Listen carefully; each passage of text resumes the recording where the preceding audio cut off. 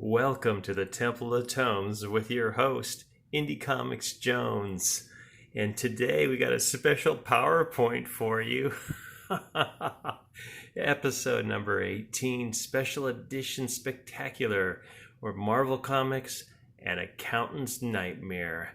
So, sorry about the low tech on this, but this is what I got to work with, so you're kind of stuck with it. What we're going to do is we're going to take a look to see, and I'm sorry about the shaky camera, but that's what we got here, Blair Witch Vision camera work here. But we're going to look up and see, and I'm hoping people give me feedback on this. I'm trying to figure out how many comics, like a series, Marvel needs to sell for it to make its money back or make a profit. When is it profitable? What number? And I'm going to specifically look at the $3.99 price point on this. So without any further ado, let's going to move through here. First of all, we're going to take a look at the page rate. And if you like, you could pause this and take a longer look. But we're going to mostly concentrate on, this is from 2017. I couldn't find anything newer, but we're going to mostly concentrate on what the lowest page rate was. That's the middle column there.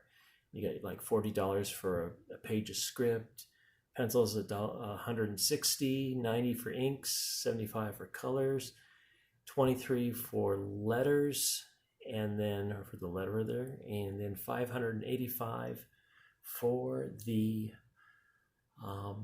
cover. And then you can take a look at the other ones too. And the reason I'm going with the low rate here is just because I know there's a lot of books that they have that are not doing so great, and unfortunately they kind of fall off the distribution for Comic-Con, so I can't tell you the very lowest ones. They only look at the top 1,000, I think, and maybe I'm doing something wrong, but that's all I'm seeing. So when we take a look at to produce just a 20-page comic, we're looking at 20 pages of comic, I should say. We're looking at $8,345 about. Now, this is from 2017. These rates could have gone up, and depending on the artist, they don't have a lot of experience, but they are really pushing this, equal pay for equal work type thing. So that could be going on as well, be a big factor. But we're going to work with 83.45. If you like, you could pause right now and take a closer look at some of the other rates there. And I also broke it out there for a 50-page comic and a 100-page, like your Black Label or something like that type. Okay, let's go to the next one. And this is a sales volume. This is what I figure out. I did as best I could on the research on this. Like I said, if you guys know something else, please let me know, because I'd really kind of like to figure out what they have to sell on one issue to make their money back for that issue. There's a lot of things that go into this, and we're going to take a look at some of them here. I've got it on this side here, the gross sales. Actually, it's probably shipped, because this is Diamond's figures. And what I figured out was if you have like 1,000 units at $4, I'm trying to make it easy here. I got rid of the $3.99. So then we end up with gross sales of $4,000.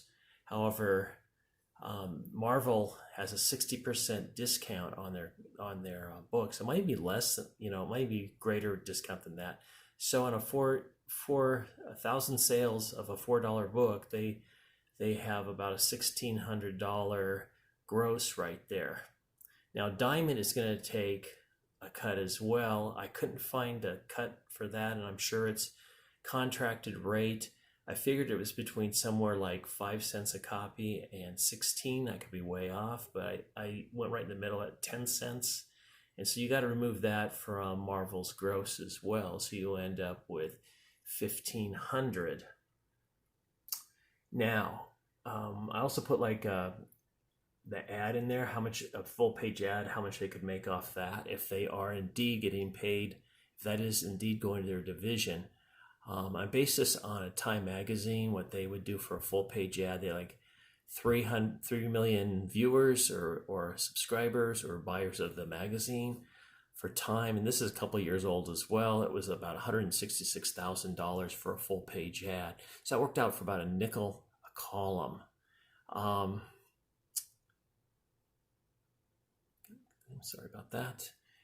So what I'm looking at here is when we get to up to 10,000 copies right here, we're at 15,000 for net sales for Marvel. That's after the diamond. And basically that would cover that 8,300 that you see up here. And I think that's kind of just the bottom rate that they would need to cover. But I really think they have to get above or 20,000 here to really actually pay for everything else. And we're going to take a look at why I think that is. Why that is. We're gonna look at the additional costs right now on the next slide here. Okay, we got additional costs and revenue. We're gonna zoom in here. First of all, they have editorial costs, and these are the ones that don't show up as artists, but these are salaried positions typically, so they've got extra benefits. They're not just getting a page rate and that's it. These include designer, assistant editors, editor-in-chief, chief creative officer, president, and executive producer. The editor-in-chief is like Joe Quesada would have been. I'm not sure who's in it now. And chief creative officer is C.B. Sabowski. Is that his name? I don't know what his name is. Something like that. And so these last four, they make a good salary. The editor-in-chief, chief creative officer, president, executive president. So they are going to take a huge chunk on what is necessary for the creation of the comic book. It's just a cost that they have to soak up because that's where the income's coming from. They also have staff costs, and this would be like production assistants, the guys that put the book together. They actually assemble it with all the ads and designers and whatnot, the administrators, the marketing group, if there's a couple people doing that, accounting, IS, HR, maintenance, all that stuff is necessary for this building. Distributor, that's we already kind of accounted for that. That is our diamond. Okay, then they have printing costs. They have to pay the printer, and then shipping costs. That's the printer getting shipped their books to Diamond.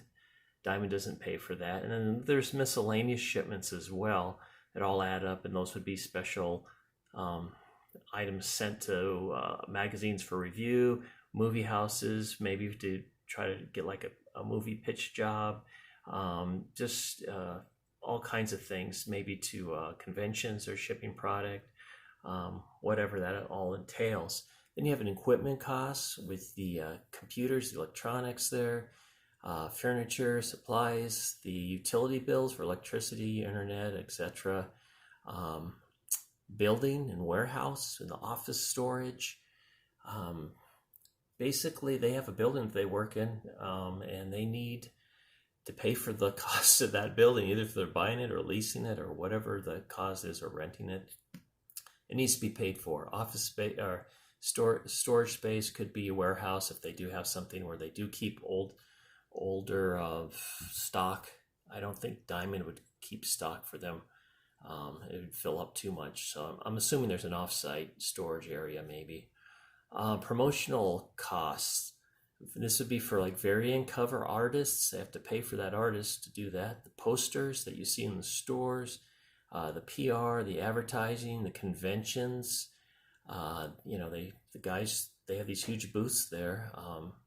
Travel, airfare, food, lodging, ground transportation, swag, and of course the parties that they throw every once in a while. And finally, if they do make a profit, they have to pay the taxes. So all this is going to go into the cost of the books, making them. And the revenue streams here would be book sales, digital sales, and any advertisement. And that advertisement might go to a licensee group because they make the toys and shirts and backpacks and whatnot, games, just general merchandise, and then the movies, TVs, DVD, that does not go back to the comics thing, even though it's their IP. It goes to that group, the licensing group, or maybe the movie division, TV division, DVD sales. They could all be broken out because Disney owns this whole thing and they got synergies. When they acquired Marvel, they probably got rid of all those little groups that they had and just rolled them right into the Disney family there. And I think that's what I got for the PowerPoint. Yeah, so let me go back to Comic-Con sales. Just real quick, want to look at this. This is for January this year. And remember I said 20,000 to make some money on that. And you can see this is January. They're doing really pretty good at the beginning. Going down here, and the yellow line signifies they just dipped under 20,000, and that's at the 60th or maybe the 59th issue or so. Then they go down a little bit further. This next yellow line signifies at 88. There's their 88th publication. I think they do at least 100 a month of different publications. And at 88th, they're dipping under 10,000. So they're just covering the costs of the pages of the comic at that point. And the other thing I wanted to show you, this is probably how they make a lot of their money. This is the total for the top selling for last year. And they had a total of 172 number one issues, or they might have been one shots.